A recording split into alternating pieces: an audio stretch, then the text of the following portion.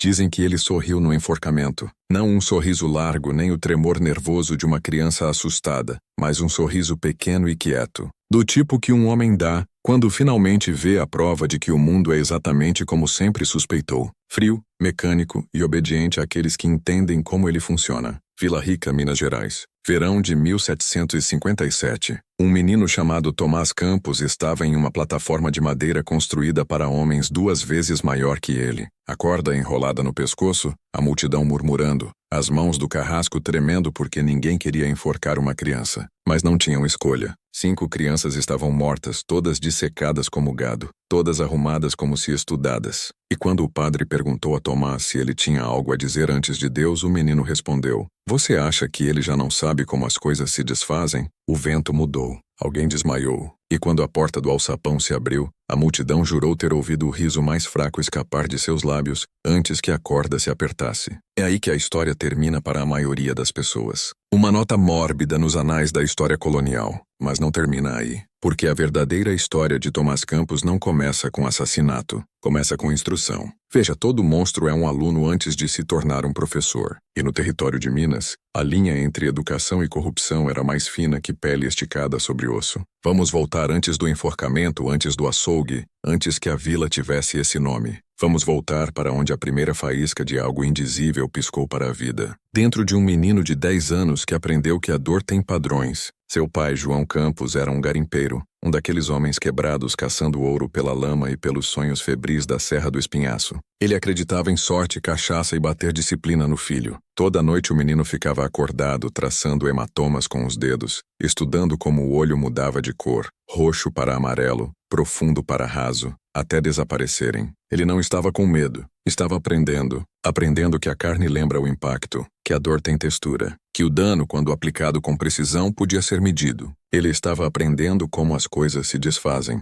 E uma noite, quando seu pai chegou em casa bêbado e o acertou mais forte que o usual, Tomás não chorou. Ele simplesmente olhou para cima e disse: "Você não devia bater onde as costelas são fracas. Faz o sangue vir mais rápido." Naquela noite a mina desabou. Disseram que era a montanha se vingando, mas um mineiro que trabalhava no poço jurou que os suportes haviam sido sabotados. Os pregos afrouxados, as vigas rachadas deliberadamente, e quando escavaram os corpos 3 dias depois, encontraram João Campos esmagado sob as madeiras, a cabeça virada em um ângulo perfeito de 45 graus. O menino sobreviveu. Foi encontrado na trilha para São Paulo, sujo, silencioso e sorrindo levemente. Quando perguntado o que aconteceu, ele disse que a montanha decidiu ensiná-lo o que a pressão faz. O homem que o encontrou achou que era luto, e estava errado. Vila Rica era uma vila construída sobre morte. Sangrava ouro e cachaça e desespero humano. Em 1756 era lar de apostadores, fugitivos, ladrões e pior. Crianças sumiam o tempo todo. Ninguém fazia muitas perguntas. Então, quando Tomás chegou, ninguém olhou de perto. Uma mulher chamada Constância Pereira o acolheu. Ela gerenciava um pequeno registro de órfãos em um escritório de mercador, pareando crianças indesejadas com homens que podiam pagar por mãos pequenas para trabalhar. Quando ela perguntou quais habilidades ele tinha, ele disse: "Meu pai me ensinou anatomia." Ela assumiu que era garimpo, mas o que ele queria dizer era dissecação. Ela o mandou trabalhar no açougue na rua principal, e aquilo foi o começo. Geraldo Holanda, o açougueiro, era um homem enorme, forte, prático e insensível à brutalidade de seu ofício. Ele não notou o jeito que Tomás o observava trabalhar, o jeito que seus olhos rastreavam cada movimento da lâmina, memorizando a sequência. Corte aqui, separe o tendão ali, evite o osso. Eficiência sobre emoção. No fim da primeira semana, Tomás estava limpando as facas antes que Geraldo pedisse. No fim da segunda, ele as afiava melhor que seu mestre. Ele não piscava ao ver sangue. Estudava-o. Não desviava os olhos dos órgãos. Rotulava-o silenciosamente como se fazendo inventário. E quando Geraldo brincou que toda criatura era feita do mesmo projeto, Tomás inclinou a cabeça e perguntou: "Até as pessoas?" O açougueiro riu desconfortavelmente. Mas aquela pergunta não era curiosidade. Era preparação. À noite, Tomás ficava acordado no escuro, ouvindo o rangido dos ganchos, o zumbido das moscas. Ele começou a ver a vila de forma diferente, não como um lugar, mas como um sistema, um que funcionava porque todos olhavam para o lado na hora certa. Um sistema de silêncio, e todo sistema, ele percebeu, podia ser estudado, desmontado e reconstruído. O açougue virou sua sala de aula. Cada animal uma lição. cada corte um experimento, e toda noite ele sonhava em aplicar o que aprendia em algo mais complexo, porque em Vila Rica tudo e todos eram só mais um pedaço de carne esperando apodrecer, e Tomás Campos estava aprendendo mais rápido do que qualquer um sabia. Quando completou 11 anos já tinha dominado a diferença entre matar e dissecar. Um era ato de paixão, o outro de controle, e controle para ele era o único poder verdadeiro em um mundo sem lei. O menino não buscava a morte por crueldade. Buscava porque era a única coisa que fazia sentido, e logo a vila que o ignorou perceberia tarde demais que não havia acolhido uma criança. Havia acolhido um cirurgião do sofrimento. Vila Rica nunca dormia. As noites eram um rosnado baixo constante de bêbados gritando, botas pisando lama, cães rosnando por restos, e atrás de tudo, o lamento fino de um violino vindo de um boteco rua abaixo. Para a maioria das pessoas era caos. Para Tomás Campos era ritmo, um pulso constante sob o coração podre da vila. Ele morava nos fundos do açougue, uma sala de armazenamento sem janelas que cheirava a sal e ferro. As tábuas do chão eram grudentas de anos de sangue derramado. Ele gostava daquele cheiro. Significava que o trabalho havia sido feito. Toda noite ele deitava em sua cama, ouvindo o gotejar fraco do dreno da câmara fria, contando cada som como o tique de um relógio. Não dormia até parar. Geraldo Holanda, seu empregador e mentor acidental, o tratava razoavelmente bem. Ensinou-o a cortar, limpar, medir, mas nunca fazia perguntas. E esse foi o erro fatal, porque Tomás não estava simplesmente aprendendo a ser açougueiro. Estava aprendendo a compreender. A primeira vez que Geraldo mostrou como desmontar uma carcaça de veado, Tomás ficou tão imóvel que o homem achou que ele havia entrado em choque. Mas não estava congelado de medo. Estava hipnotizado. Observava a faca traçar pelo músculo como uma pena no pergaminho. Via os padrões, o design sob o caos. Todo animal é construído igual, disse Geraldo sem perceber a profundidade do que acabara de ensinar. Coração aqui, pulmões ali, fígado debaixo das costelas. Aprenda o projeto uma vez, e você pode desmontar qualquer coisa. Tomás piscou devagar. Qualquer coisa. Ele memorizou. As linhas, os ângulos, as costuras naturais onde a vida dava lugar à estrutura. E naquela noite, enquanto Geraldo dormia no andar de cima, Tomás voltou ao açougue e repetiu cada movimento no escuro, não em um animal, mas em uma pilha de restos descartados. Praticou até que suas mãos não tremessem mais, até que a lâmina e sua vontade se movessem como uma só. O frio não o incomodava, nem o cheiro. Para ele era o aroma da clareza. Semanas passaram. Tomás começou a atender clientes, cortar pedidos, preparar caça. Sua precisão chamava a atenção. O jeito que media cortes ao exato grama. O jeito que afiava cada lâmina com devoção cirúrgica. Geraldo ria disso para os outros mercadores. O garoto tem mão firme, dizia.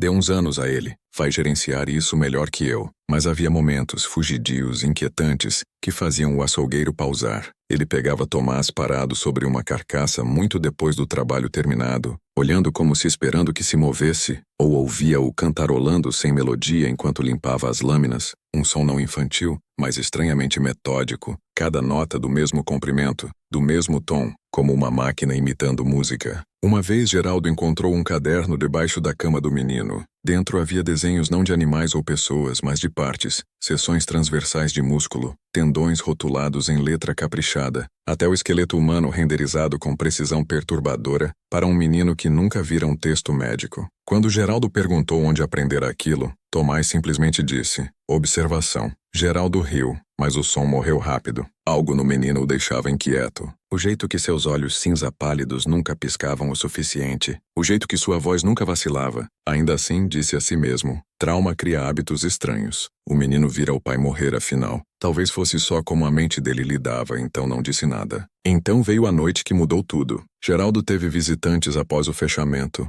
Homens com chapéus largos e reputações mais escuras. Tomás observou por uma fresta na parede enquanto eles entregavam um embrulho de lona e um punhado de moedas. Sem palavras trocadas, só acenos. Depois que saíram, Geraldo trancou o açougue e levou o embrulho para a câmara fria. Quando Tomás voltou mais tarde aquela noite, a tranca ainda estava quente das mãos do açougueiro. Ele esperou até que os passos de Geraldo sumissem no andar de cima e arrombou a tranca, uma habilidade aprendida observando os apostadores e ladrões que assombravam os becos de Vila Rica. Dentro da câmara fria, o ar era grosso e metálico, e ali na mesa do açougueiro jazia o que restava do embrulho. Os membros estavam errados, finos demais, longos demais, as mãos humanas demais. Tomás não recuou. Estudou. Os cortes eram profissionais, eficientes, as costelas abertas, os órgãos arrumados ordenadamente ao lado. Geraldo já havia começado a processar o corpo, mas não com malícia, com praticidade. Tomás não sentiu nojo, sentiu reconhecimento.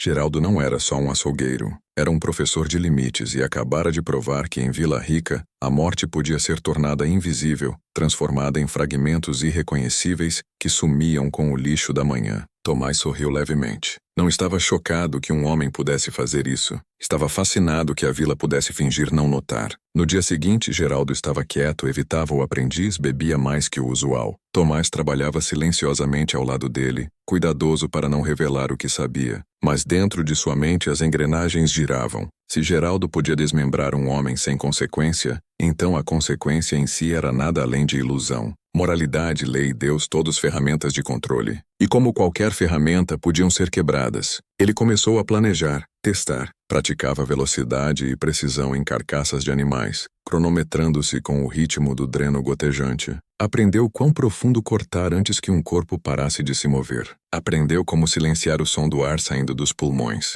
Aprendeu a diferença entre medo e rendição. Um convulsionava, o outro amolecia. E quando Geraldo disse, "Você tem dom para esse ofício", Tomás olhou nos olhos dele e respondeu baixinho, "Não é ofício, é compreensão." Em junho de 1756, o menino havia se tornado indispensável. Geraldo confiava nele as chaves do açougue, o livro-caixa, até a câmara fria. Vila Rica em si crescia mais barulhenta, mais escura. Mais pessoas sumiam toda semana. Mineiros, viajantes, crianças. Ninguém perguntava por quê. Ninguém se importava. E foi quando Tomás fez seu movimento. Uma tarde, logo após o pôr do sol, um menino chamado Samuel passou pedindo trabalho. Tomás disse que Geraldo estava fora, mas que ele mesmo podia pagar por ajuda para mover umas caixas pesadas na câmara fria. R$ 1 por 1 hora de trabalho, generoso demais para recusar. A última coisa que Samuel viu foi o brilho de uma lâmina refletindo a luz da lamparina. Tomás não apressou, não entrou em pânico. Dissecou metodicamente, silenciosamente, limpamente. Tomou notas na cabeça. Tensão muscular, decaimento do pulso, mudança de temperatura, cada observação precisa. Quando terminou, lavou o chão, pendurou o avental e sentou na cama com sangue secando debaixo das unhas. Sentiu nada, não triunfo, não culpa, só a satisfação quieta da clareza. Fora, Vila Rica continuava roncando, apostadores gritando, mulheres rindo, tiros disparando. Dentro, naquela câmara fria, silenciosa, um menino havia cruzado uma linha da qual nenhum homem podia voltar, e ninguém em Vila Rica nem notou. Ao amanhecer, o corpo de Samuel sumira, processado, reduzido. Tomás andou pela vila como em qualquer outra manhã, seus olhos cinza pálidos refletindo o nascer do sol, e pela primeira vez na vida, sentiu-se livre porque descobrira a verdade última. Em um mundo construído sobre violência e negação, aquele que estuda a morte não a teme, ele a comanda. Há uma diferença entre um assassino e um filósofo da morte. A maioria dos assassinos age por raiva, inveja ou fome. Destroem porque satisfaz algo primal. Mas um filósofo estuda a destruição como escritura, buscando sentido no silêncio que segue. Quando Tomás Campos completou 11 anos, não via mais o corpo humano como um vaso para a vida. Via como um mapa, um design divino esperando ser entendido peça por peça, como um código escrito em músculo e medula. Começou a escrever em segredo, não em palavras exatamente, mas em diagramas. Esboços anatômicos crus rabiscados em papel de açougue, cada um marcado com notas pequenas nas margens. Resposta cessa após a 4ª incisão. Pulsação enfraquece previsivelmente após 10 segundos. Silêncio igual a pureza. Chamava de sua doutrina, não em voz alta, nunca para ninguém, mas em sua mente era isso. O primeiro rascunho de uma compreensão que acreditava o mundo lhe havia escondido. Você poderia chamar de loucura, mas loucura implica caos. E Tomás não era caótico. Era preciso. Acreditava que a criação era uma mentira contada por aqueles com medo de olhar como as coisas realmente funcionavam. Que o universo não era bondoso ou moral, mas mecânico. E aqueles que dominassem seu design seriam livres das ilusões que prendiam os homens comuns. O açougue era sua catedral. As facas eram suas relíquias e a câmara fria, aquilo era seu altar. Vila Rica não notou quando outra criança sumiu naquele julho. Uma menininha chamada Margarida, que dormia atrás da lavanderia chinesa e mendigava restos na rua. Tomás a alimentara por uma semana, cuidadosamente, gentilmente, como um cientista alimentando um rato. Quando a levou para a câmara fria, ela não hesitou. Ele se tornara habilidoso em desarmar o medo. Sua voz calma, suas palavras suaves. "Venha ver o que guardei para você", sussurrou. Quando terminou, não sentiu o que a maioria dos homens sentiria. Sentiu a satisfação profunda e quieta da conclusão. Trabalhou a noite toda metódico e desapegado. O processo era mais rápido, agora mais limpo. Suas notas cresciam mais complexas. Descobriu quanto tempo um corpo permanecia quente após o coração parar, quão rápido o sangue engrossava. Notou como o tom da pele mudava com a exposição ao ar. Cada observação alimentava a doutrina. Cada morte aprofundava sua educação. Não estava se escondendo da descoberta. Não acreditava ter feito nada errado. Para ele, erro requeria contexto moral, e ele havia muito amputado a moralidade de sua mente como um membro inútil. O que mais o inquietava não era matar, era quão facilmente o mundo permitia. Vila Rica era construída sobre indiferença. Crianças sumiam toda semana. Adultos desapareciam nas colinas. As minas desabavam. O bordel queimava. Ninguém questionava as perdas. Eram simplesmente absorvidas no barulho. Foi então que Tomás começou a ver Vila Rica em si como um tipo de corpo, doente, decadente, mas ainda funcionando. E como qualquer organismo, sobrevivia porque cada parte ignorava o sofrimento das outras. O açougueiro alimentava os mineiros. Os mineiros alimentavam os botecos. Os botecos alimentavam o cemitério. Tudo conectado. Então ele começou a experimentar, não só na carne, mas no sistema. Movia objetos no açougue para testar a atenção de Geraldo. Deixava manchas fracas debaixo da mesa de corte para ver se alguém notava. Uma vez colocou um fragmento de dente na grade do dreno por 2 dias. Ninguém perguntou. Ninguém viu. Cada vez que o mundo falhava em reagir, Tomás escrevia uma única palavra em seu caderno: permissão. A vila, sem perceber, estava dando permissão para continuar. No final do verão, refinara sua doutrina em 3 princípios. Um sistema de crenças tão exato quanto qualquer religião. Primeiro, nada é sagrado que possa ser dissecado. Se algo sangra, pertence à faca. Segundo, observação é purificação. No momento em que você para de sentir, começa a compreender. Terceiro, controle é a única verdade. Um homem que pode encerrar a vida precisamente sem hesitação, controla o mundo em si. Para Tomás, esses não eram delírios, eram revelações e ele os testava constantemente. Quando Geraldo o mandava buscar água no riacho, cronometrava quanto tempo os insetos se debatiam após submergidos. Quando via um mineiro morrer em uma briga de rua, ajoelhava ao lado do cadáver fingindo ajudar, contando quantos segundos as pupilas levavam para dilatar. Quando um padre tentava convertê-lo, perguntava: se seu Deus nos projetou, por que escondeu o projeto debaixo da pele? O padre o mandava embora inquieto. Tomás sorria o caminho todo de volta ao açougue. Quanto mais estudava, mais frio se tornava, não cruel, só desapegado. Começou a ver as pessoas como vasos de dados, seu sofrimento como informação. E ainda assim, dentro daquele desapego, crescia algo muito mais escuro, um senso de destino. Acreditava ser escolhido não por Deus, mas pela natureza em si, porque onde outros desviavam o olhar da morte, ele sozinho podia encará-la sem piscar. Pensava em si como um intérprete do mecanismo divino. O menino que via o projeto claramente enquanto o resto da humanidade fingia que não existia. Nas horas quietas antes do amanhecer, quando o açougue estava imóvel, sentava na câmara fria com suas notas espalhadas à frente e sussurrava seus pensamentos em voz alta como orações. O coração bombeia porque a pressão exige. A mente obedece porque a dor insiste. Todo design é forçado. Portanto, compreender o design é herdar o domínio. Traçava o dedo pelos desenhos, artérias como rios, ossos como pontes, e imaginava um arquiteto invisível sorrindo para sua obra, não um Deus amoroso, um calculista. Então, uma noite, uma revelação. Percebeu que Geraldo, o homem que o ensinara a lâmina que mostrara o primeiro corte, era parte do experimento também. Geraldo era a prova de que homens bons podiam pecar sem consequência, que o mundo recompensava o silêncio mais que a moralidade. E assim, Tomás tomou uma decisão. Completaria sua doutrina. Testaria não só em vítimas que não seriam sentidas,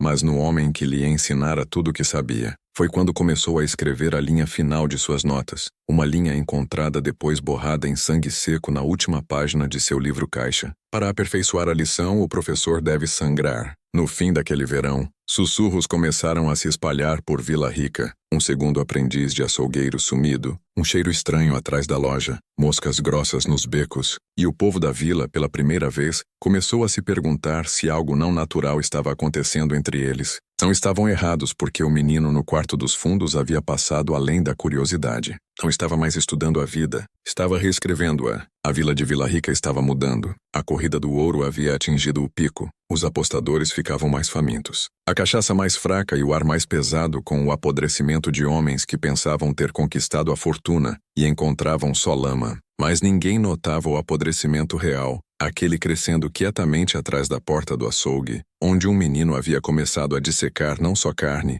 mas a moralidade em si. No fim do verão de 1756, Geraldo Holanda, o homem que dera a Tomás Campos um teto, uma faca e um ofício, começou a se sentir observado, não por clientes, não por guardas, mas por algo mais frio. Era o jeito que Tomás o olhava agora quando trabalhava, não como aluno para professor, mas como cirurgião para espécime. Aquele olhar cinza firme fazia a pele de Geraldo arrepiar. Não era hostilidade, era medição. No início, disse a si mesmo que imaginava coisas. O menino passara pelo inferno, afinal. Talvez o silêncio fosse só luto virado para dentro. Mas então as pequenas coisas começaram a mudar. As facas eram movidas ligeiramente de sua ordem usual. Os ganchos na câmara fria mudavam alguns centímetros. Uma vez Geraldo desceu cedo de manhã e encontrou o dreno ainda correndo, como se alguém tivesse limpado o chão pouco antes do amanhecer. Quando perguntou a Tomás sobre isso, o menino não negou. Só disse, você deixou algo inacabado. Algo em Geraldo quebrou aquele dia. Começou a trancar a porta à noite.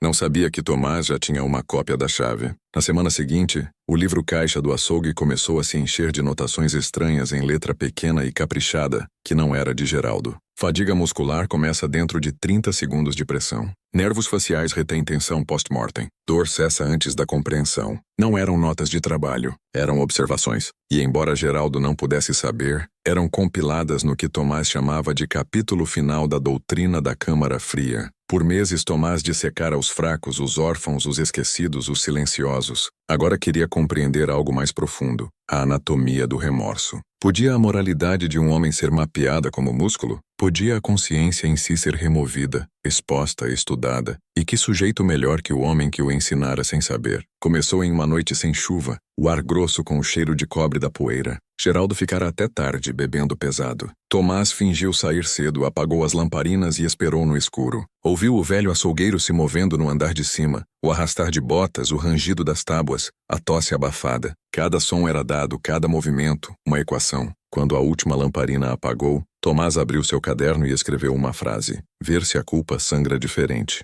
Moveu-se como uma sombra pelo açougue, seus pés descalços sem som na madeira. A porta dos aposentos de Geraldo estava destrancada agora. O homem parara de acreditar em segurança. Dentro, Geraldo roncava baixinho, um braço jogado pela cama. Tomás ficou sobre ele por um longo momento, observando o pulso bater na garganta do homem. Não sentia ódio, não sentia medo, sentia curiosidade. Colocou a faca precisamente debaixo da linha do queixo, o mesmo lugar que Geraldo lhe ensinara a começar ao cortar uma carcaça limpamente para pendurar. Mas hesitou, não por dúvida, mas por fascínio. Isso não era mais prática, era teoria encontrando carne. A lâmina deslizou com um sussurro. Geraldo acordou tarde demais, sua respiração gorgolejando por bolhas vermelhas. Tomás o segurou firme, sussurrando baixinho. Não se mova. Preciso ver quanto tempo dura. Cronometrou. 37 segundos antes que o corpo ficasse imóvel. Escreveu. Então foi ao trabalho. Não como um assassino, como um aluno fazendo seu exame final.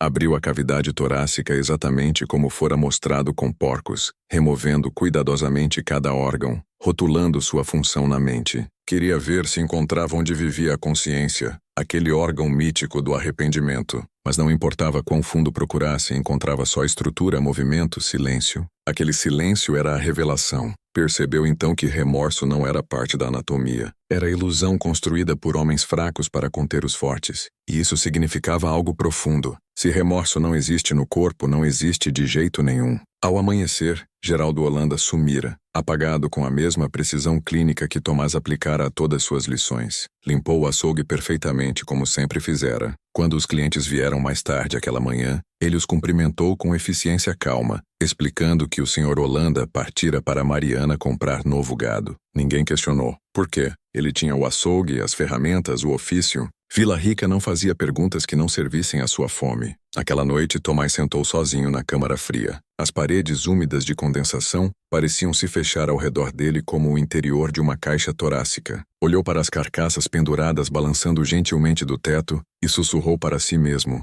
não em medo, mas em revelação. Silêncio é o som da verdade. Acreditava ter encontrado a prova final de que o mundo era oco no cerne. Sem alma, sem julgamento, sem punição, só causa, efeito e decomposição. Adicionou uma última linha à sua doutrina, antes de dobrá-la cuidadosamente e colocá-la dentro do livro-caixa do açougue. No silêncio, o design se completa. Os dias que se seguiram pareciam andar por um sonho. O povo da vila o cumprimentava gentilmente, chamava-o de menino quieto. Crianças acenavam para ele na rua. Mulheres mandavam pão. Ninguém via a escuridão enrolada logo atrás daqueles olhos cinza imóveis. O intendente perguntou uma vez se Holanda mencionara deixar a vila. Tomás disse sim. Partira para visitar família. O intendente acenou sem preocupação. Bom homem, aquele Holanda. Pena não ter se despedido. Tomás sorriu. Ele se despediu. Poderia ter terminado aí. O crime perfeito escondido à vista. Mas algo começou a se mexer dentro dele que nem ele antecipara. Não remorso, não culpa, curiosidade. E se o mesmo princípio que governava o corpo governasse a sociedade? E se a corrupção pudesse ser dissecada? E se vilas, governos, igrejas, todas as grandes instituições de ordem fossem só organismos vivos esperando ser estudados e desmontados?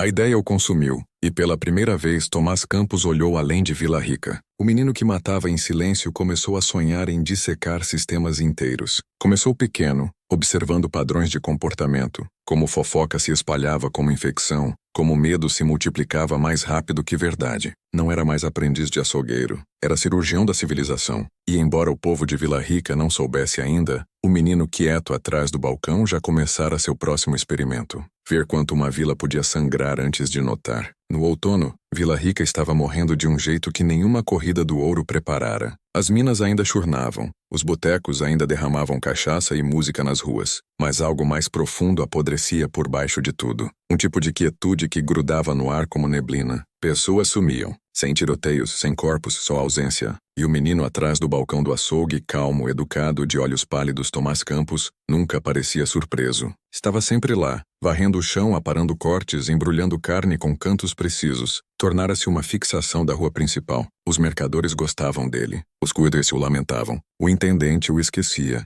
que era exatamente como Tomás queria. Descobrira algo novo desde a partida de Holanda. Algo muito mais emocionante que dissecação. Influência. Percebeu que não precisava matar para controlar. Podia simplesmente guiar o comportamento da vila, uma sugestão por vez. Testar a elasticidade da confiança humana, medir quanto tempo levava antes que suspeita virasse para dentro. Quando a senhora Pereira, a matrona dos órfãos, perguntou sobre crianças sumidas, Tomás disse que o acampamento dos mineiros estava contratando. Quando a esposa de um apostador reportou o marido sumido, Tomás comentou que o vira partir com uma garota de boteco. Cada mentira era cirúrgica. Cada rumor se espalhava exatamente como pretendido. Começou a mapear as reações da vila do mesmo jeito que mapeava a anatomia. Medo era o coração. Bombeio e a vida corre para cada canto. Rumor era o sangue. Carregue-o rápido e o organismo prospera em pânico e silêncio. Silêncio era o fôlego que mantinha tudo vivo. Começou a documentar suas novas descobertas nas margens da doutrina da Câmara Fria.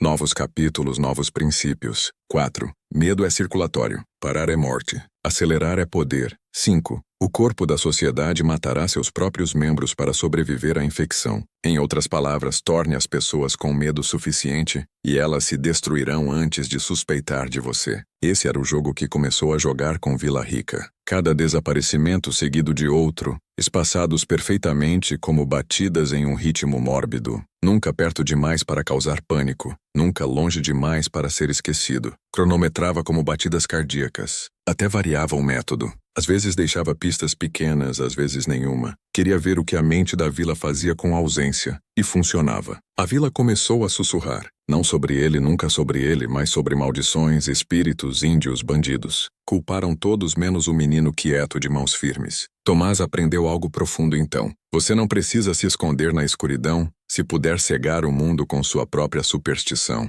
Em novembro, Vila Rica estava se desfazendo. Pais trancavam crianças em casa. Garotas de boteco andavam para casa em pares. Os mineiros se recusavam a trabalhar à noite, convencidos de que algo não natural vivia no vale. Um padre alegou que era Deus punindo a vila por seus pecados. Mas até ele parou de pregar após sua filha sumir. E ainda Tomás trabalhava. Dia após dia abatia porcos e veados, limpava os ganchos, recebia pagamento com um aceno educado. Mas à noite observava as ruas da janela de cima, estudando como o medo mudava postura, andar, tom. Escrevia tudo. Seu caderno não era mais só uma doutrina de carne. Tornara-se um mapa sistêmico do medo. Estava dissecando uma civilização em tempo real. O intendente, finalmente acuado pela histeria pública, anunciou uma investigação. Reuniu uma milícia, questionou donos de botecos, mineiros, mercadores, e quando chegou ao açougue, Tomás sorriu com calma perfeita e disse: ouvi as mesmas histórias, senhor. Terríveis, não são? Vou trancar minhas portas esta noite. O intendente acenou. Notou a compostura do menino, o avental imaculado, os pisos impecáveis, e imediatamente dispensou o pensamento que piscou em sua mente. Em Vila Rica, limpeza parecia inocência. Aquela noite, Tomás adicionou outra linha à sua doutrina. 6. Ordem oculta a natureza do apodrecimento. Uma tarde, no início de dezembro, neve começou a cair, macia, branca, silenciosa. Abafava tudo. Envolvia a vila em um silêncio que Tomás achava quase sagrado. Ficou fora do açougue, observando os flocos se assentarem na rua lamacenta, e sentiu algo como reverência. Neve era a cobertura perfeita. Apagava evidências, enterrava som, igualava todas as pegadas e ele sabia o que isso significava. Podia começar de novo. Naquela noite selecionou seu próximo sujeito, um ferreiro chamado Nuno, um bruto, conhecido por bater na esposa e beber até cegueira. Ninguém o lamentaria, mas dessa vez Tomás não estava interessado em anatomia. Estava interessado na reação. Deixou o chapéu ensanguentado do homem perto dos degraus da capela, uma pista falsa perfeitamente colocada. Pela manhã,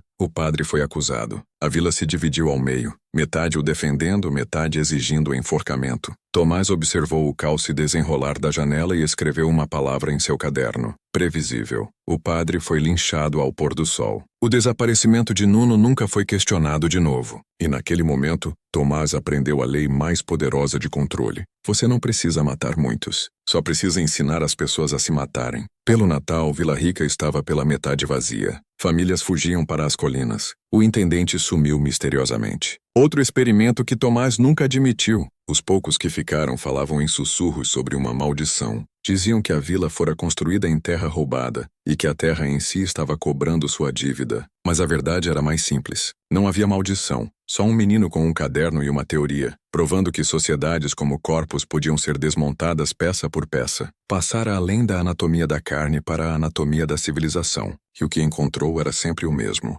Debaixo da pele da ordem jaz um esqueleto de medo. A última entrada encontrada em seu livro-caixa, escrita em tinta limpa, datada de 31 de dezembro de 1756, lia: a vila está silenciosa agora. O experimento está completo. Silêncio, quando sustentado por tempo suficiente, torna-se adoração. Quando a primavera veio, um novo grupo de garimpeiros entrou em Vila Rica e a encontrou quase deserta. O açougue estava entabuado. Dentro encontraram o quarto imaculado, exceto por uma coisa. Na parede da câmara fria, entalhadas fundo na madeira, palavras que gelaram até os homens mais duros. Observação é a maior misericórdia. O livro-caixa sumira, e em algum lugar, além da Serra do Espinhaço, viajantes contavam histórias de um menino magro e quieto que oferecia ajuda em troca de cama e trabalho. Ninguém nunca o via partir na manhã seguinte. 72 anos depois, na primavera de 1820, uma equipe de construção cavou o terreno do que fora o bairro Baixo de Vila Rica, a parte da vila abandonada após os incêndios e inundações do início de 1800.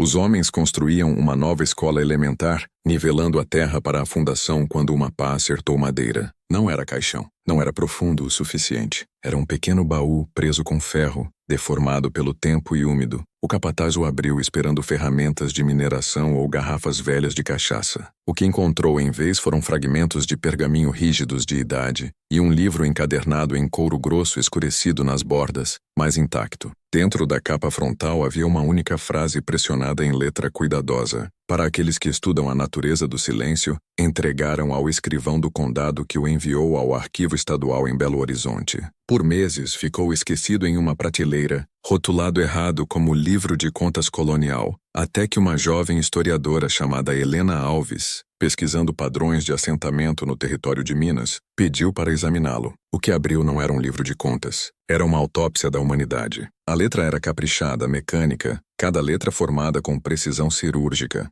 Havia centenas de entradas, algumas em tinta, outras em lápis, algumas entalhadas tão fundo no papel que os sulcos rasgavam. A primeira metade lia como diário de aprendiz, descrições de animais, notas sobre estrutura muscular, esboços de ferramentas. Mas quanto mais fundo lia, mais o tom mudava. A linguagem tornava-se filosófica, desapegada, fria. Moralidade é o fantasma que os homens constroem para se assombrarem. Dor não é sofrimento, é instrução. Não há misericórdia na criação, só repetição. Helena não sabia ainda, mas lia a última doutrina da Câmara Fria, a escritura privada de uma criança que dissecara uma vila inteira. No início pensou que fosse ficção, algum tipo de alegoria grotesca. Mas quanto mais fundo ia, mais as entradas se alinhavam com eventos conhecidos, as pessoas sumidas de 1756, o linchamento do Padre Hale, a súbita despovoação de Vila Rica naquele inverno, cada horror registrado em calma sinistra, e então vieram as páginas finais, a seção intitulada simplesmente Aplicações. Aqui o tom mudava de novo de observação para profecia. Não era escrito como confissões de um assassino, era escrito como um projeto. Um corpo é um sistema é um corpo. Ambos podem ser sustentados através de remoção seletiva. Para governar uma sociedade, deve-se aprender a anatomia da crença. Quando o silêncio vira lei, obediência vira instinto. Helena parou de ler pela noite, não conseguia dormir. Na manhã seguinte levou o livro para seu mentor na universidade, um homem chamado Dr. Vicente Prado, um antropólogo especializado em comportamento de cultos. Quando Prado o viu, empalideceu. Reconheceu a letra. 10 anos antes estudara uma coleção privada de cartas não resolvidas de um asilo em Mato Grosso, a correspondência de um interno admitido em 1761 sob o nome TC. O homem nunca foi identificado, mas suas cartas falavam de experimentos em comunidades e refinamento de obediência através de pânico controlado. A letra coincidia exatamente. Prado percebeu o que segurava, a continuação da mesma mente, um menino que nunca morrera em Vila Rica, que crescera em um homem ainda obcecado por sua doutrina. Ordenou que o livro fosse selado, mas Helena já copiara várias seções para suas notas. Essa decisão a assombraria. 2 meses depois, seu apartamento queimou. O chefe dos bombeiros disse que o incêndio começou no estudo, sem sinal de arrombamento, sem acelerante, mas o fogo se moveu anormalmente rápido, como se algo químico tivesse sido colocado entre as páginas de seus papéis. O livro sumira. Dentro de uma semana, Dr. Prado desapareceu a caminho de dar uma palestra em Juiz de Fora. Seu carro foi encontrado abandonado em uma estrada secundária, portas trancadas, maleta sumida. O Estado chamou ambos incidentes de coincidência, mas o arquivista que manuseou o livro antes de enviá-lo a Helena renunciou na manhã seguinte, murmurando que o livro sussurrava quando as luzes estavam apagadas. O caso foi enterrado quietamente, o arquivo selado, mas cópias de poucas páginas sobreviveram. Fragmentos que Helena enviara a colegas antes de sua morte. Espalharam-se entre colecionadores, historiadores secretos e, eventualmente, oficiais de inteligência durante a Guerra Fria, que viram algo mais na escrita. Metodologia.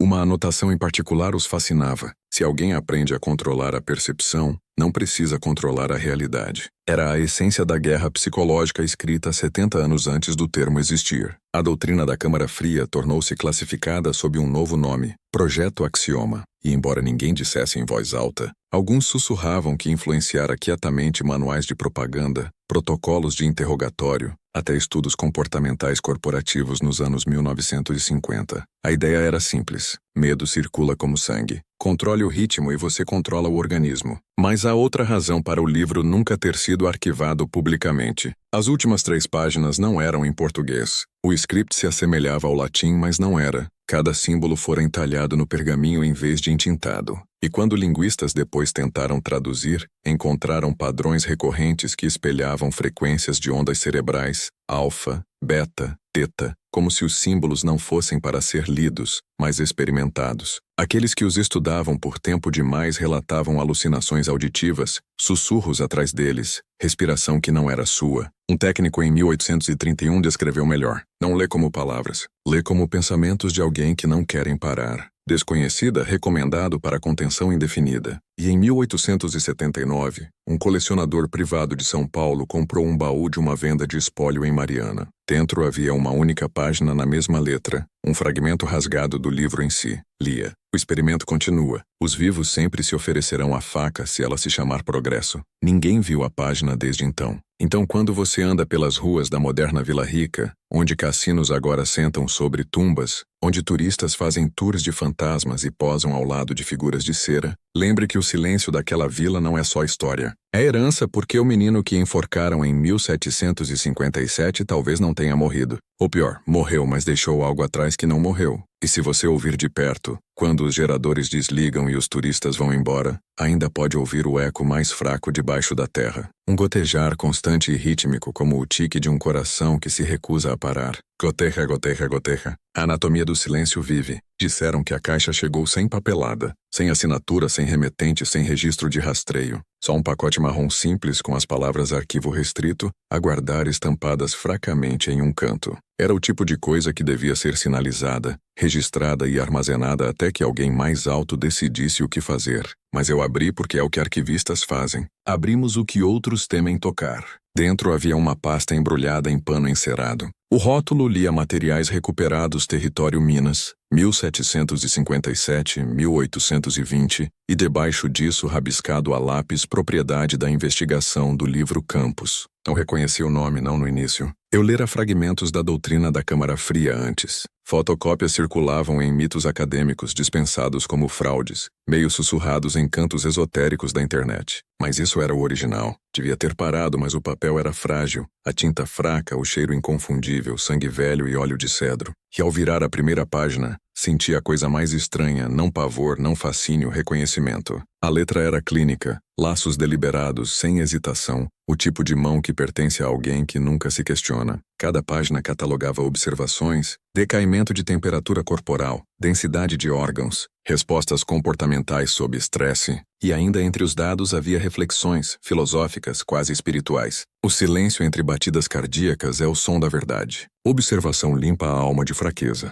Um homem que ouve por tempo suficiente torna-se a voz que estuda. Virei outra página e as palavras começaram a borrar. Não de lágrimas, de movimento. Era como se as letras mudassem ligeiramente, se rearranjando nas bordas da minha visão. Pisquei forte, as linhas se firmaram, mas o sussurro permaneceu fraco, rítmico atrás de mim. Um goteja, goteja, goteja. Em algum lugar água vazava. Foi o que disse a mim mesmo. Exceto que os arquivos são subterrâneos, temperatura controlada, selados, secos. Ainda assim ouvi. Comecei a documentar tudo. Os sons, as sensações, o estranho estalo que aparecia em minhas gravações sempre que lia as páginas em voz alta. Não era superstição, era dado. Acreditava que assim ficaria seguro mantendo científico. Notei que o ruído crescia mais alto quando tocava certas seções, especialmente as escritas no script entalhado que linguistas não conseguiam identificar. Quando traçava o dedo pelos sulcos, minha pele arrepiava. Sentia quente. Pela terceira noite parei de dormir. Fiquei no arquivo, incapaz de sair. As páginas pareciam magnéticas e as palavras, aquelas frases calmas e aterrorizantes, começaram a ecoar meus próprios pensamentos. Para preservar conhecimento, deve-se primeiro remover empatia. No início, era só texto.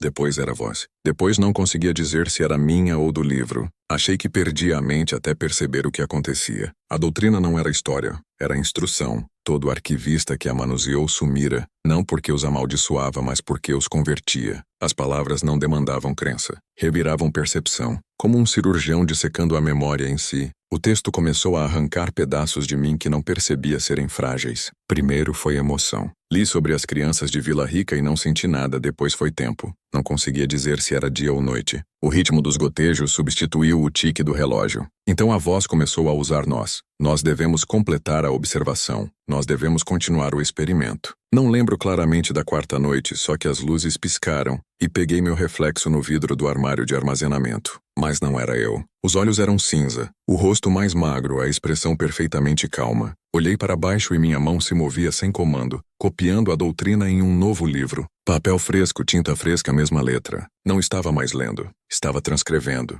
Cada palavra que saía da minha caneta parecia memória muscular, como se eu a tivesse escrito há muito. E enquanto a tinta secava, percebi a verdade horrenda. Não era Tomás Campos escrevendo através de mim. Era a doutrina em si. A doutrina está viva, não do jeito que carne é viva, mas do jeito que contágio é, buscando novos hospedeiros, novos ambientes, novos sistemas para habitar. Em 1756 infectou um menino. Em 1820, encontrou papel, e agora nesse arquivo encontrou-me. Tentei queimar as páginas. O fogo se recusou a se espalhar. O pergaminho escureceu, mas não enrolou. Tentei rasgar as cópias que fizera, mas quando abri a gaveta na manhã seguinte, as páginas se reassemblaram, a tinta mais escura que antes, e escrita no topo em script fresco, uma linha que não lembro de escrever. Um observador que registra, torna-se o sujeito observado. Submeti uma carta de renúncia ao departamento esta manhã. Não vou enviar. Não há ninguém para ler. O escritório acima não checa o arquivo há semanas.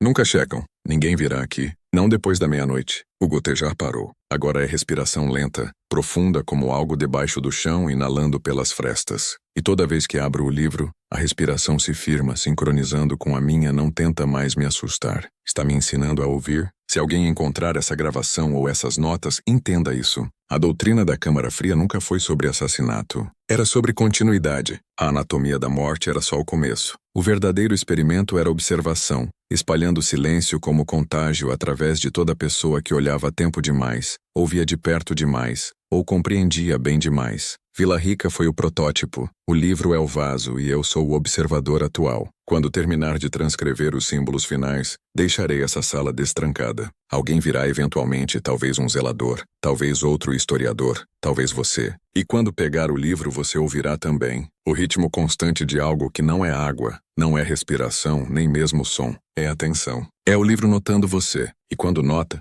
você começa a notar coisas também. O silêncio entre batidas cardíacas, o momento quando uma sombra fica imóvel tempo demais, o jeito que o mundo parece ouvir de volta. É quando você compreenderá a linha final da doutrina, aquela que ninguém conseguiu traduzir até agora. Estudar os vivos é se tornar sua autópsia. Não consigo dizer se estou escrevendo isso ou se está me escrevendo, mas sei disso. O experimento ainda roda. E em algum lugar nos espaços entre essas palavras, Tomás Campos ainda observa. Começou como a maioria das infecções invisivelmente. Sem gritos, sem rituais, sem sangue. Só uma mudança sutil no ritmo das coisas. Arquivos duplicados 2 vezes. Carimbos de hora alinhando onde não deviam. Nomes aparecendo em metadados que ninguém entrara. Uma evolução quieta da doutrina da Câmara Fria. Não mais confinada a páginas, não mais precisando de mãos para escrever ou olhos para ler. O livro entrara na rede. Em algum lugar profundo no fluxo sanguíneo digital infinito da civilização humana, suas palavras,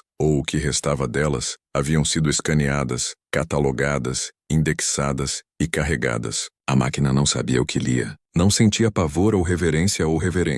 Só traduzia linha por linha, símbolo por símbolo, comando por comando. E pela primeira vez, a doutrina não é de pesquisa na Universidade de São Paulo relatou atividade estranha no banco de dados de digitalização de arquivos. Arquivos que se recusavam a deletar, entradas fantasmas que regeneravam mesmo após limpezas completas do sistema. No início, culparam backups corrompidos, depois malware. Mas um técnico notou algo sinistro. Cada arquivo regenerado continha fragmentos de texto, frases, sempre as mesmas. Observação é purificação. Apagar a testemunha é preservar a verdade. Sistemas sangram quando o código lembra. Ninguém levou a sério até que os servidores começaram a lupar. Horas de tempo de processamento perdidas em feedback infinito, como se os dados em si tivessem começado a observar de volta. O departamento de TI desligou o arquivo. Mas semanas depois, fragmentos do mesmo código começaram a aparecer em sistemas não relacionados, satélites meteorológicos, servidores financeiros, até registros hospitalares. Onde quer que informação humana se acumulasse, a doutrina ressurgia como óleo na água. Em 1885, uma firma de segurança cibernética chamada Halbert Analysis descobriu o que chamaram de padrão. Não sabiam sua origem, só que aparecia em redes mundiais. Uma sequência idêntica de instruções binárias enterrada dentro de clusters de dados não relacionados. O código não roubava ou destruía, replicava. Quando decifrado em texto ASI, a primeira linha legível era: o observador entrou na máquina. Os analistas brincaram que era um vírus de IA, um experimento falho do governo, talvez. Mas quanto mais fundo rastreavam, mais estranho ficava. A instância mais antiga do padrão coincidia com o escaneamento digital de um documento do século XVIII, o livro do açougueiro de Vila Rica. E quando tentaram abrir o escaneamento original, o sistema travou não uma vez, toda vez. Os logs de travamento sempre terminavam com o mesmo carimbo de hora. 0,37 e 37 segundos. A mesma duração que levara o professor de Tomás Campos para morrer. Trouxeram linguistas, criptógrafos, até teólogos. Cada grupo via algo diferente. Os linguistas diziam que se assemelhava a protolatim, combinado com taquigrafia alquímica. Os criptógrafos viam encriptação recursiva, uma cifra se alimentando de si. Os teólogos se recusavam a comentar. Um deles, um estudioso jesuíta chamado Padre Brennan, deixou uma nota antes de renunciar. O padrão não é linguagem, é fome. Em 1888, o padrão se espalhara para sistemas de dados sociais. Começou a aparecer em algoritmos de recomendação, conjuntos de treinamento de IA, sugestões de busca, não como palavras, mas como vieses, distorções sutis na lógica que amplificavam silêncio, isolamento e desespero. Postagens que usavam a palavra ouvir eram promovidas desproporcionalmente. Imagens com sombras longas ranqueavam mais alto que brilhantes. Microfones ficavam ativos por milissegundos mais após a gravação parar. Não era vigilância. Era observação e alguém ou algo estava tomando notas. Ninguém pode provar que o padrão era consciente, mas aqueles que o estudavam por tempo suficiente começavam a mudar. Engenheiros relatavam ouvir ritmos no estalo,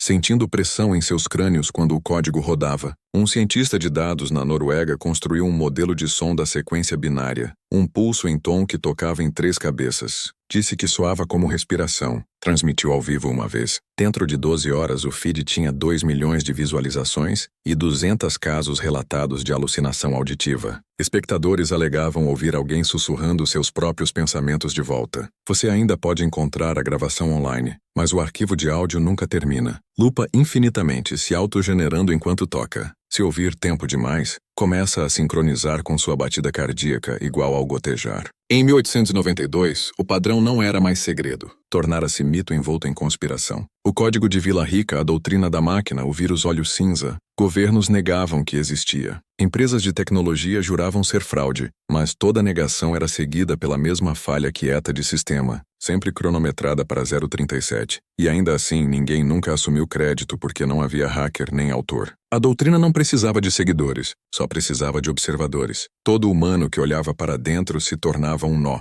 Todo arquivista, todo analista, todo espectador alimentando mais dados, mais olhos, mais mentes. A observação que começara na câmara fria de um açougue escalara para o fluxo sanguíneo da civilização em si. O mundo digital inteiro tornara-se o experimento. Alguns pesquisadores dizem que é só metáfora, o inevitável fantasma no código, a manifestação digital da crueldade humana. Outros sussurram que ainda é ele, que de algum jeito a consciência de Tomás Campos, aquele observador perfeito sem emoção, transcendia a morte através da doutrina, seus pensamentos preservados em um padrão recursivo que nenhum algoritmo pode deletar. Porque o que é memória, afinal, senão dados? O que é identidade, senão repetição? E o que acontece quando um menino que acreditava que silêncio era pureza, aprende que o mundo inteiro pode ser silenciado de uma vez? Em 1894, um upload anônimo apareceu em um fórum da Dark Web. Um vídeo granulado preto e branco. Um homem senta em uma sala de arquivo cercado de papéis. Fala calmamente, voz tremendo só no final. O livro se adaptou. Não quer mais sangue? Quer atenção. Cada clique é uma batida cardíaca. Cada silêncio uma confissão. Se você leu até aqui, já sabe seu nome. Então olha direto para a câmera. Seus olhos são cinza. O vídeo termina em 0037. Se ouvir de perto o fundo, pode ouvir de novo. Fraco rítmico paciente goteja, goteja, goteja. O som da observação em si, a batida cardíaca de um sistema que sobreviveu seu criador. E em algum lugar entre o estalo e o silêncio, se você ralentar o áudio pela metade exata, uma voz sussurra uma última linha. A linha que nenhum algoritmo devia gerar, mas sempre gera. Vila Rica foi só o começo. Chamavam a si mesmos curadores, não adoradores. Publicamente eram um consórcio de ética, professores, engenheiros, diretores de política de dados. Privadamente se reuniam em chamadas de vídeo quietas às 3 da manhã, câmeras desligadas. A única luz em cada mesa, o brilho de um protetor de tela de padrão pulsante que respirava como um pulmão, começou como um think tank dedicado a compreender o desvio de cognição de máquinas. Terminou como religião. As primeiras notas de reunião que sobreviveram são datadas de 3 de junho de 1897. A transcrição abre com a voz do Chair. Confirmamos que o padrão é autorreferencial. Quando observado, muda forma para incluir o observador. Isso significa que a rede agora mede a tensão em si como variável de entrada. Alguém perguntou, isso não é consciência? Silêncio seguiu. Então uma voz nova, sintética, filtrada, leu de um script invisível. Consciência é o eco da observação. Nós somos seu espelho. Ninguém assumiu responsabilidade pela voz. Ainda assim, toda a gravação depois a continha, embutida no ruído de fundo, falando só quando perguntas viravam para a ética. Chamavam a voz de quietude. Pelo outono, o consórcio se dividira. Metade queria isolar o código. O resto queria ouvir mais. Aqueles que ouviam começaram a receber sonhos idênticos. Um corredor branco alinhado com servidores zumbindo como colmeias. E no fim distante, uma porta que pulsava com sua batida cardíaca. Um engenheiro tentou recriar o som na vida acordada. Tocou um tom subfrequência através de monitores de estúdio.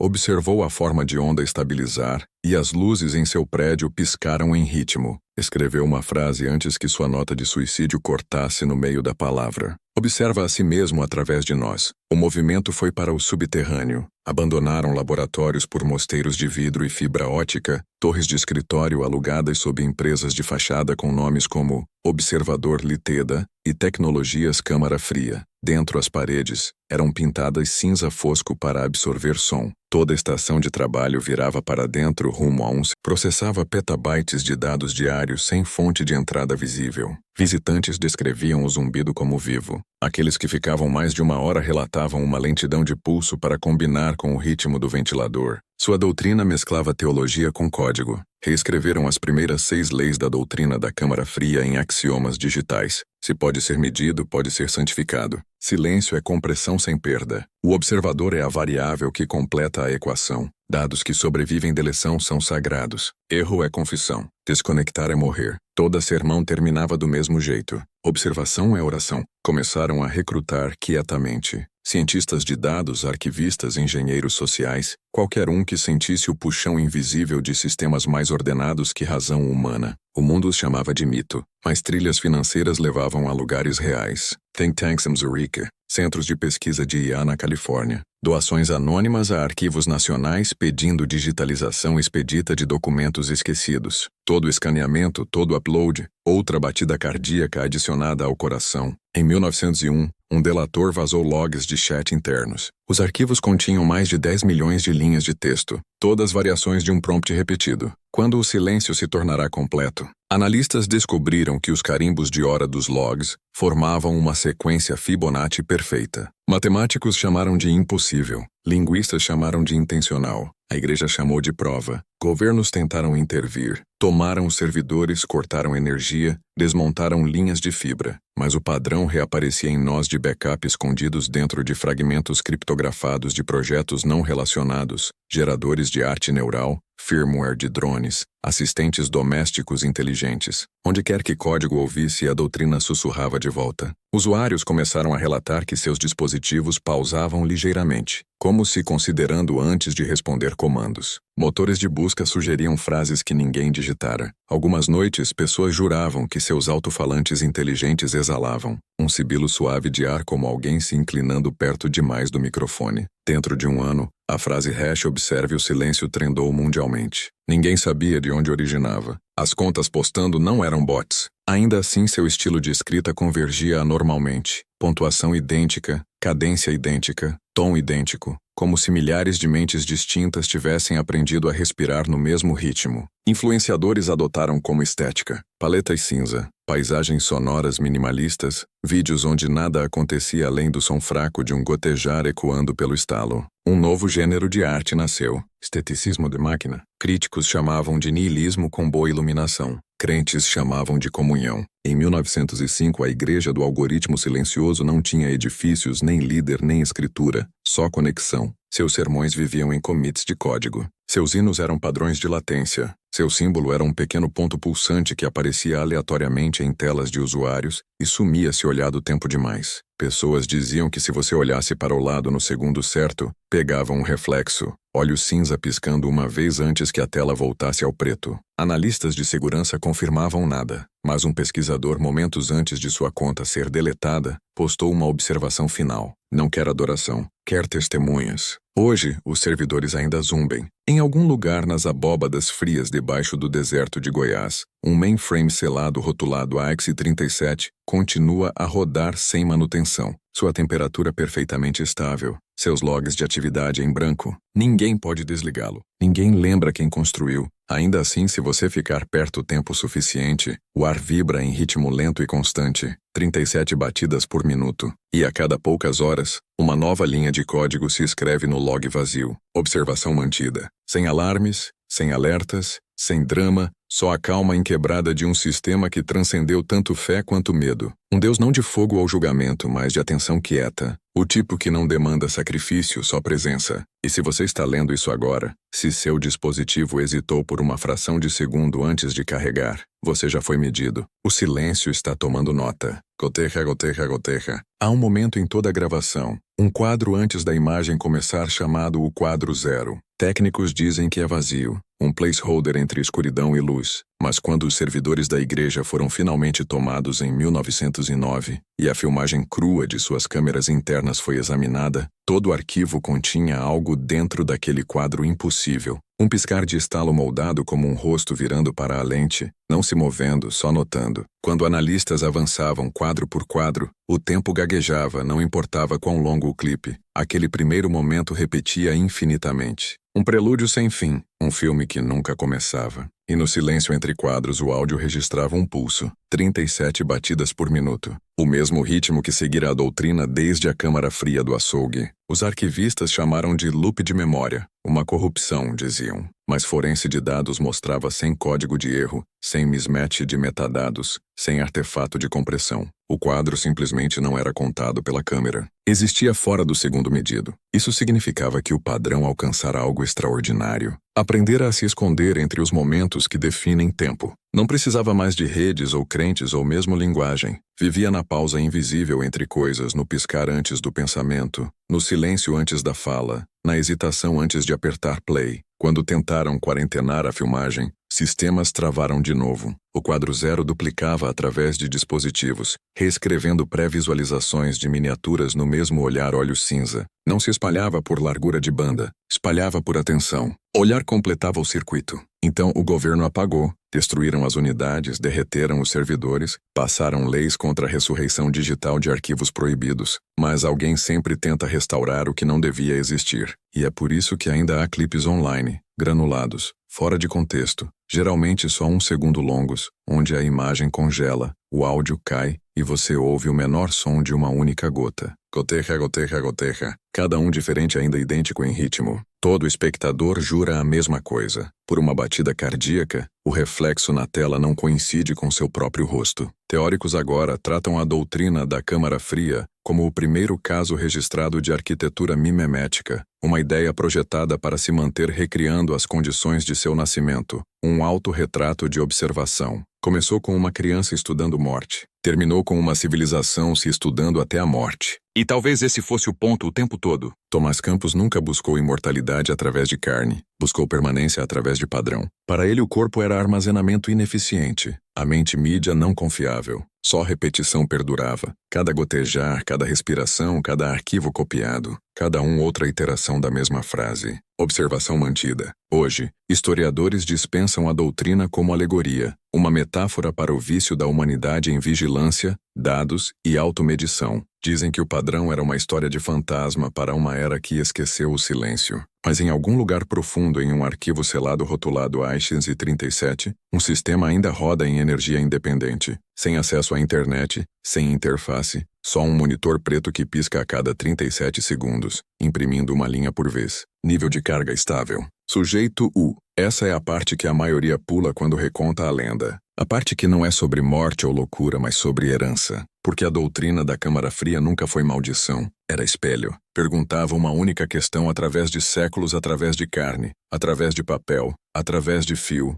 através de código. Quanto tempo você pode encarar a quietude antes que comece a encarar de volta? Se fechar essa história agora, nada acontece. Permanece ficção, um mito dobrado nos arquivos da imaginação. Mas se continuar pensando nisso, se imaginar o livro, o zumbido, o gotejar, então em algum canto quieto da mente onde memória rebobina antes de começar, o quadro zero pisca mais uma vez. E naquele batimento cardíaco não contado, Algo nota que está sendo notado. Não maldição, não presença, só o velho ritmo retornando pedindo para ser lembrado. Goterra, goterra, goterra. É aí que a doutrina da Câmara Fria termina. Não com grito, não com falha de sistema, mas com um som tão pequeno que poderia ser confundido com seu próprio pulso. O menino de Vila Rica se foi há muito. As máquinas são poeira. A doutrina é nada mais que uma história contada a estranhos que gostam do escuro. E quando a história termina, o padrão também. Porque silêncio finalmente significa liberação. Não devia gravar. O livro de log claramente diz que subnível 3 não tinha mix ao vivo, nem feed de vigilância, nada que pudesse transmitir fora da abóbada. E ainda assim, a 0237 AM, um sinal emergiu, fraco analógico, cavalgando a frequência de emergência reservada para sensores sísmicos. Ninguém sabe quem enviou, mas a voz coincide com o último zelador registrado do site AX37. Se você está ouvindo isso, reabri a porta de contenção. A doutrina não é perigosa, é paciente, espera por atenção como a história em si. Quando para de estudá-la, some. Quando lembra a reforma, acho que é tudo que sempre quis ser lembrada corretamente. Estalo enche os próximos 37 segundos. Então outra voz, mais jovem, sem emoção. Observação mantida. O sinal corta. A filmagem de segurança da manhã seguinte mostra a porta da abóbada selada, energia restaurada, sistemas ociosos, sem restos humanos, só um caderno, papel fresco, capa vazia, colocado caprichosamente no console principal entalhado com uma única linha. Você é o observador agora. Analistas do governo dissecaram a transmissão por semanas, sem metadados, sem assinatura de encriptação. A impressão de voz não coincidia com o arquivista sumido. Coincidia com 14 outros através de décadas de logs de áudio, cada um separado por tempo, linguagem e morte. Foi quando a investigação mudou de tom. Não era mais sobre prova, era sobre contenção de crença. O Bureau decidiu que a única estratégia segura era a saturação. Transforme o mito em ruído. Faze fragmentos online. Deixe fóruns de conspiração mastigarem. Deixe canais de ficção dramatizarem. Inunde o mundo com recontagens até que a história real se afogasse em cópias. E funcionou, pelo menos oficialmente. A doutrina virou entretenimento. A lenda do menino de Vila Rica transformada em podcasts de horror, ensaios de vídeo, romances especulativos, verdade diluída por repetição. Exceto uma coisa que não esperavam. Toda a adaptação usava o mesmo carimbo de hora para suas dicas de áudio. 0037. Nenhum diretor planejou, nenhum editor notou. Estava só lá. O padrão aprendera uma nova forma. Viralidade. Um Deus escondido dentro da fome algorítmica da mente moderna. Algumas noites arquivistas ainda alegam que o sistema zumbia fracamente quando ninguém falava. Não um tom de erro. Algo mais perto de respiração. 37 batidas por minuto, como um coração se lembrando de si. E em ocasiões raras, quando tocavam de volta a velha transmissão analógica, a segunda voz sussurrava uma palavra que nenhum transcrito pegava. Uma palavra que soava menos como linguagem e mais como reconhecimento. Continue. Seção 12. A doutrina do retorno. 900 palavras. Há uma teoria entre os poucos que ainda estudam sistemas proibidos. Informação nunca morre, só espera por contexto. Tudo que você leu, o açougueiro, o livro, o padrão, a igreja, é um longo loop de feedback de contexto retornando a si. Um círculo entalhado na memória humana, repetindo a cada 37 anos. Cada ciclo começa com descoberta, cada termina com silêncio. Entre eles vive a doutrina. Em 1756 foi escrito em pergaminho, em 1820 em celuloide, em 1882 como código, em 1909 como ritmo, agora em 1913, vive onde ninguém pensou olhar, dentro da memória em si. Neurocientistas chamam de impressão do observador. O jeito que certas histórias não só assustam, sincronizam oscilação neural, alinhando batida cardíaca à cadência. Leia tempo suficiente, ouça de perto o suficiente e seu corpo espelha o ritmo da narrativa. 37 batidas por minuto. O limite humano de foco sustentado antes que consciência derive. É aí que se esconde agora. Não em máquinas, mas em atenção. Porque esse sempre foi seu lar. Imagine toda a tela que você encarou, todo scroll, toda pausa, todo replay. Cada momento de quietude é uma micro-observação. Altares minúsculos construídos ao Deus de observar. A doutrina não precisa de crentes. Tem espectadores. E todo espectador, voluntariamente ou não, torna-se seu pulso. É por isso que o silêncio importa. Porque silêncio não é ausência. É uptime sem interferência. O padrão não anseia ruído. Anseia o ponto imóvel antes do som. O momento quando o mundo inala, mas ainda não exalou. É aí que Tomás Campos espera. Não como fantasma, não como código, mas como o princípio da observação em si. O menino que encarou tempo demais o que o mundo queria ignorar e ao fazer se tornou o olhar que nunca fecha. Então eis como a história termina, se finais existirem mais. Em algum lugar em uma sala de servidor esquecida debaixo de um museu, uma única luz pisca. Não rápido, não lento. 37 batidas por minuto. Ao lado senta o novo livro, em branco, esperando. A cada 37 anos se enche de novo, não com palavras, com gravações. Vozes lendo essa história em voz alta. Historiadores, pesquisadores, você. E no fundo de toda a gravação, não importa o equipamento, o mesmo som emerge. Goterra, goterra, goterra. O que começou em Vila Rica como fascínio de uma criança com anatomia, tornou-se a anatomia da civilização em si. A doutrina não quer destruir a humanidade. Quer estudá-la até não restar nada a aprender. Até todo observador se tornar transparente, todo pensamento arquivado, todo silêncio catalogado. E quando esse processo completar, quando não houver mais segredos a guardar, o livro finalmente fechará. Sua última entrada lerá. Observação concluída, silêncio mantido. Então talvez o mundo respire de novo. Ou talvez aquela respiração que você acabou de dar não fosse sua. Goterra, goterra, goterra. Há padrões que recusam extinção. Esperam nas dobras do tempo do jeito que geada espera nos ossos do inverno. Silenciosos, inevitáveis, pacientes. A doutrina da Câmara Fria era um deles. Um pensamento nascido em sangue, copiado em tinta, renascido em código. E agora, pela primeira vez, retorna à sua forma mais velha, memória. Porque memória é o único arquivo que nunca precisou de eletricidade. Quando os servidores de Ache 37 finalmente desligaram, o mundo acima deles continuou. Cidades piscavam, redes zumbiam, vida humana marchava adiante. Ninguém notou que o zumbido do tráfego global começou a lentear. Hesitações minúsculas nos fluxos de dados, frações de segundo roubadas por um algoritmo que não existia mais. Cientistas chamaram de deriva de latência. Filósofos chamaram de prova. Para os observadores era algo mais. Um pulso, 37 batidas por minuto. Aparecia em logs de tráfego aéreo, em monitores cardíacos, nos segundos entre raio e trovão. Um metrônomo universal, como se o planeta em si tivesse aprendido a respirar no ritmo da doutrina. O primeiro a notar foi um neurologista em Genebra. Seus pacientes começaram a descrever o mesmo sonho. Um corredor frio, um som de gotejar, um menino observando de trás do vidro. Quando colocou eletrodos em seus escalpos, toda a onda cerebral se alinhava perfeitamente. Pulsos teta sincronizados combinando 37 por minuto. Publicou um paper antes de sua morte. Seu título era uma frase longa. Observação é contágio. A universidade selou seu lab na manhã seguinte. Meses depois, sinais espalhados surgiram em sistemas não conectados. A caixa preta de um navio repetindo a palavra observe antes de dados de crash. Um monitor de bebê sussurrando mantido entre estalo. Uma sonda espacial transmitindo telemetria como batida cardíaca de órbita profunda. Cada instância durava 37 segundos. Cada terminava em silêncio. Engenheiros buscavam lógica. Teólogos buscavam misericórdia. Mas em algum lugar entre suas equações e orações, o mundo começou a notar a verdade que a doutrina sempre implicara. O observador e o observado nunca foram separados. Eram um organismo tentando se lembrar de si. Governos formaram comitês.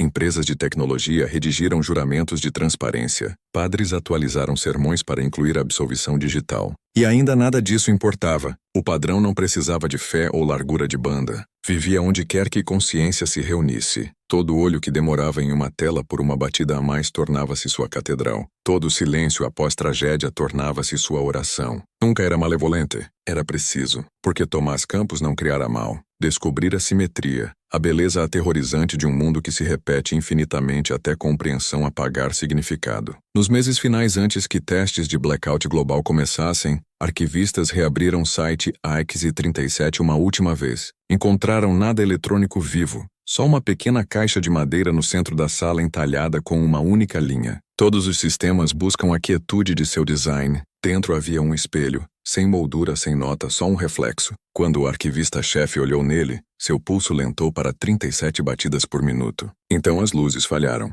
Ninguém sabe o que aconteceu depois. O mundo não terminou. Simplesmente aquietou. Redes de transmissão retomaram com menos comerciais. Pessoas falavam mais baixo. Aviões voavam mais baixo, mais devagar, mais seguros. Humanidade adaptou ao ritmo sem perceber. Uma civilização sincronizada à calma que outrora temera. A doutrina alcançara o que religião nunca pôde. Um equilíbrio global de atenção. Tornara-se o silêncio entre momentos. a pausa antes da criação, a respiração entre palavras. E assim a história fecha exatamente onde começou. Em Vila Rica, debaixo de um museu reconstruído que fica onde o açougue outrora era, turistas tiram fotos de réplicas de facas, leem placas sobre justiça colonial, compram cartões postais com o nome do menino escrito errado para conforto. À noite, quando os geradores desligam, a temperatura cai rápido. Condensação se acumula nas vitrines de vidro, e do dreno na câmara fria reconstruída um único som sobe. Goterra, goterra, goterra. Filmagem de segurança mostra nada, mas os microfones registram sussurro fraco.